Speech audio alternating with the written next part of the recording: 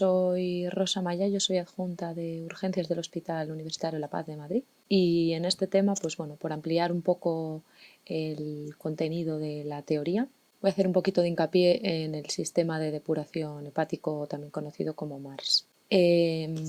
Vamos a ello. Este sistema, como veis, tiene un circuito que se basa en los sistemas que ya conocemos todos de diálisis, de hemodiálisis, y tiene tres partes. La primera es el circuito sanguíneo, en el que extraemos la sangre del paciente mediante un acceso venoso central, y esta sangre lo que hace es pasar por una membrana de diálisis de alta permeabilidad, que es esta que veis aquí como MARS flux, que a pesar de ser de alta permeabilidad es impermeable a la albúmina. Entonces el líquido que baña esta membrana lo que contiene es albúmina al 20%. Y a través del dializador convencional, la solución de albúmina lo que hace es contactar con la solución de diálisis estándar, que va a favorecer el paso de las moléculas hidrosolubles, que luego comentaremos cuáles son.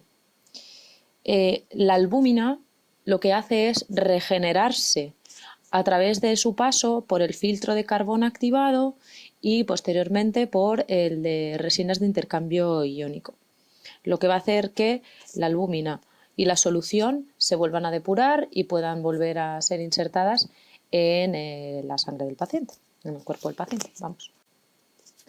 Como veis aquí, las soluciones o vamos, las sustancias que son hidrosolubles principalmente van a ser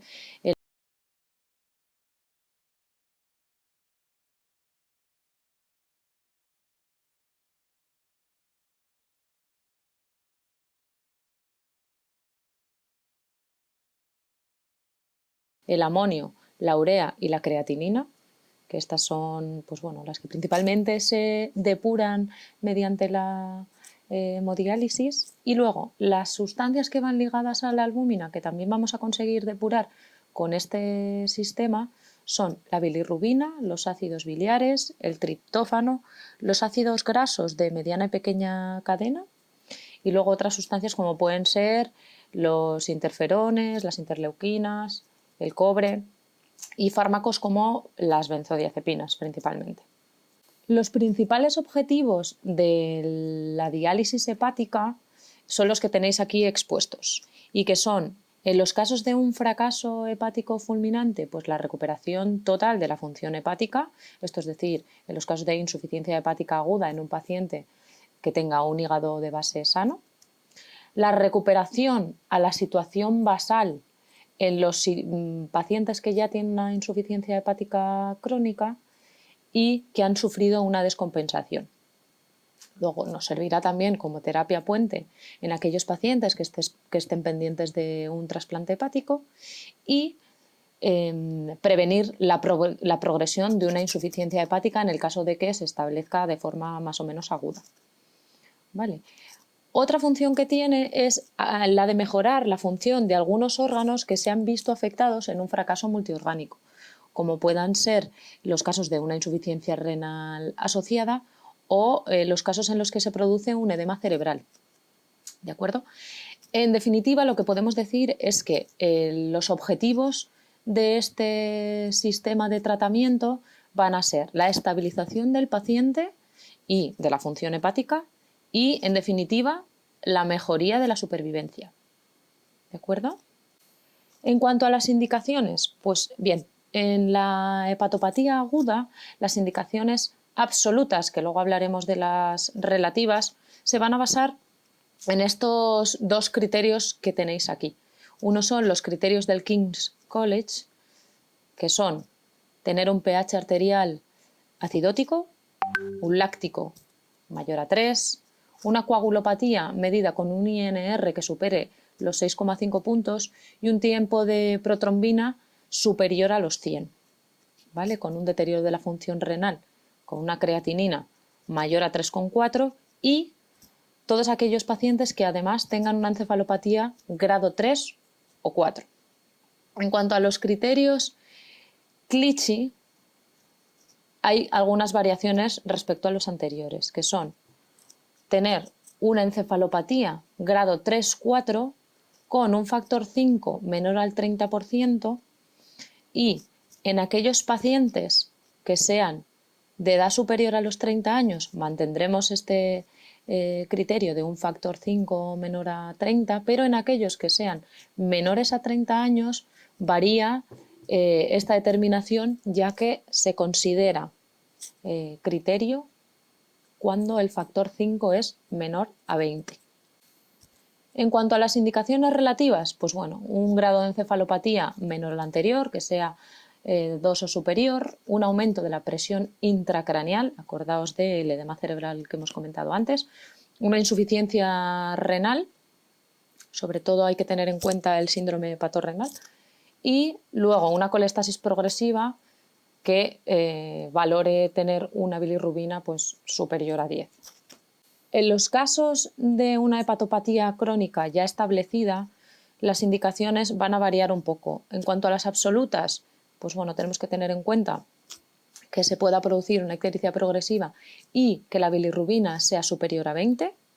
La encefalopatía no varía, tiene que ser en un grado 3-4. Y sí tenemos que tener en cuenta también que la insuficiencia renal sea progresiva. Algunos pacientes, ya sabéis, que ya teniendo una hepatopatía crónica ya presentan un deterioro de la función renal de base. Pero bueno, en estos casos hay que tener en cuenta que esa insuficiencia renal haya empeorado. En cuanto a las relativas, pues veis que la bilirrubina sube un poquito, ya no se considera 10 sino 12 y que ésta sea refractaria a otro tipo de tratamiento estándar. En las hepatopatías alcohólicas, pues bueno, se tendrá en cuenta el factor de Madrey, que es aquel factor en el que se suma el tiempo de protrombina en segundos, se multiplica por 4,6, que es un factor estándar, y luego se le suma la tasa de la bilirrubina. ¿Vale? Cuando este índice es mayor a 32, sería un criterio relativo para indicar el MARS. ¿De acuerdo? Luego la encefalopatía, pues en grado 2 o más, y una creatinina superior a 1,5 durante los 3 días previos a la indicación de este tratamiento. En otros casos, como pueden ser el fracaso multiorgánico en una situación post-cirugía hepática o en una situación post-trasplante, las indicaciones tampoco van a variar excesivamente.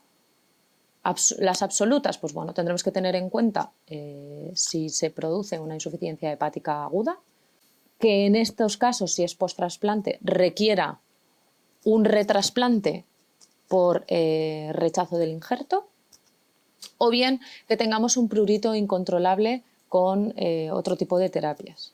¿De acuerdo? En cuanto a las relativas, lo que sí se tiene que cumplir es que cumplan 2 o más de los siguientes criterios, que son bilirrubina mayor a 10, un INR superior a 1,5, elevación de las transaminasas superior a 1500 y que pueda acompañarse o no de una encefalopatía hepática.